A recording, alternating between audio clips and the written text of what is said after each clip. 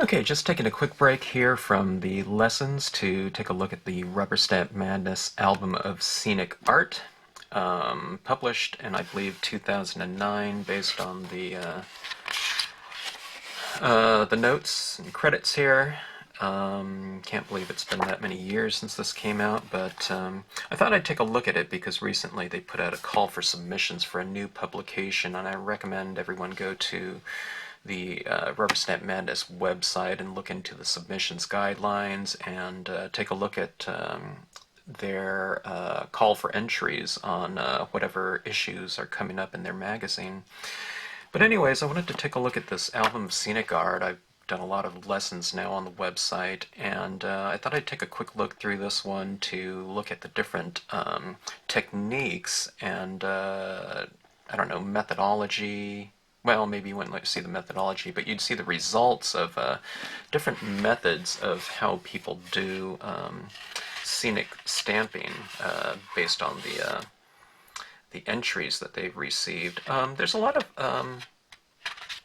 of designs from Stampscapes. You know, we've been around for 20 years at this point in time, and there's a lot of images that aren't Stampscapes that I love personally, you know, in my own private stamping. But you can see how they, you know, other companies work with, you know, Stampscapes imagery.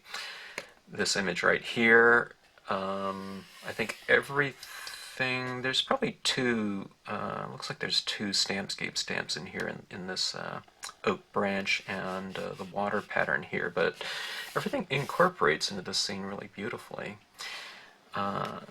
Just looking through this really quickly, I can see these ones are probably dye-based inks. I'm not quite sure of the application process.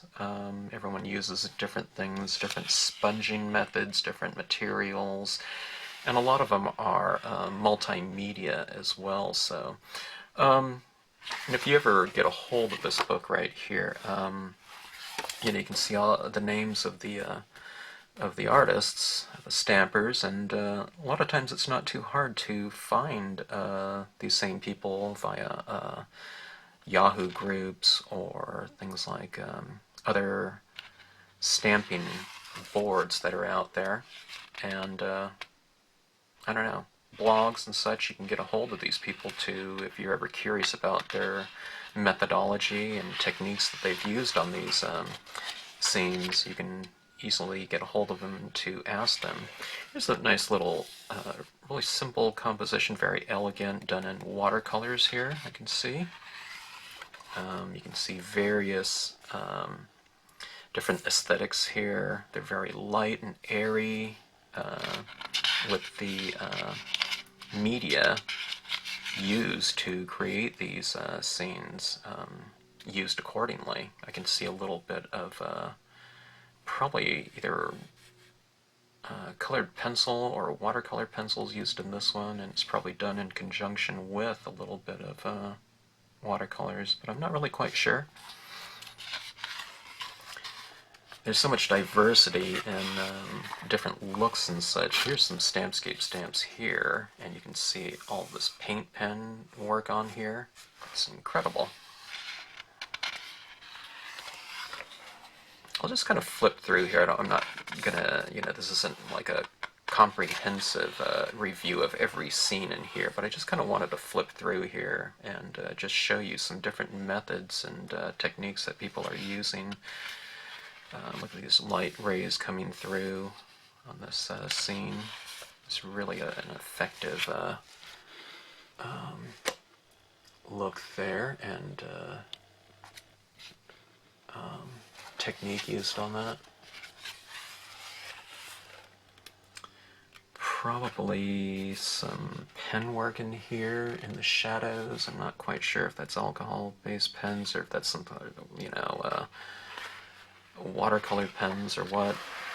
Here's a really interesting finish on this scene right here, and look at that color. That's a super rich palette used. You know, all these different layers of kind of neutral and warm tones with some cool tones in there as well. It looks like colored pencil to me, and same thing right back in here, colored pencil. They've really edited this book beautifully too, and arranged these pages very carefully in terms of either the look of the card or the technique. Here's an interesting one right here. It's almost impressionistic or something like that in that scene. So so many different scenic stamping, I don't know, genres within the scenic stamping overall genre. You know, these were more urban, of course, and you can see the real woodsy ones in here. Colored pencil again. A lot of type of watercolors probably in here. Multimedia, I would suspect.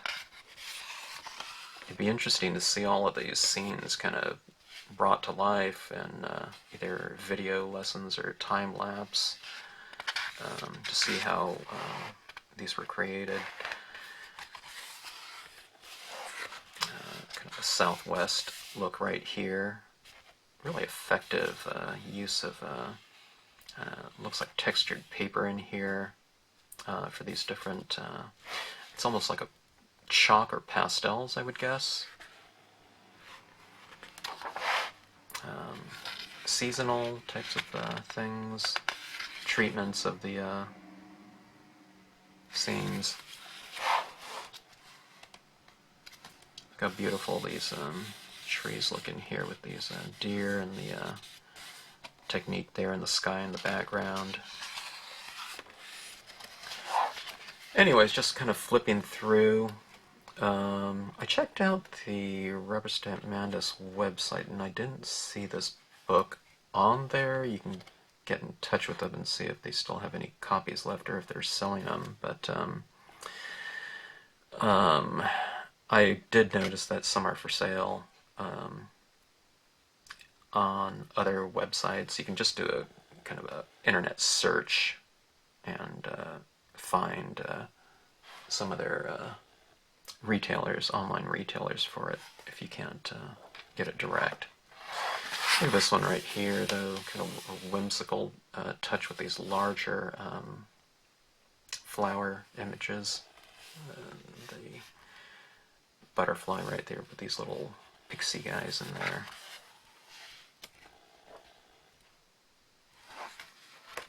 Real painterly type of a touch right here. Probably some brushwork, I'm guessing. I'm not quite sure. That's with watercolors, maybe.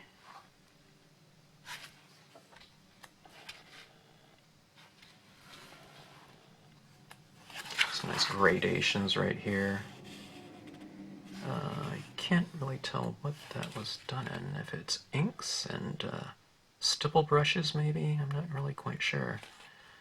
But very effective. Some incredible textures in here with these compositions. Kind of some very in-depth compositions in this book right here. I don't know what size they would be, but the credits for all the different stamps are placed underneath the each imagery. So anyways, a really great book here and resource for taking a look at the different compositions, reference for different imagery and where they come from, and I think overall it's just a really great source for techniques too, you know, in terms of different looks if you want to kind of expand your range of media in terms of your repertoire. This is an awesome use of whatever media was used down here to create such a rich and beautiful surface down there. So anyways, Rubberstampmadness album of scenic art. if you don't know what Rubber Stamp Madness is, it's a publication that's been around for a long time. Here's one of the most recent issues right here. And you can see just by the...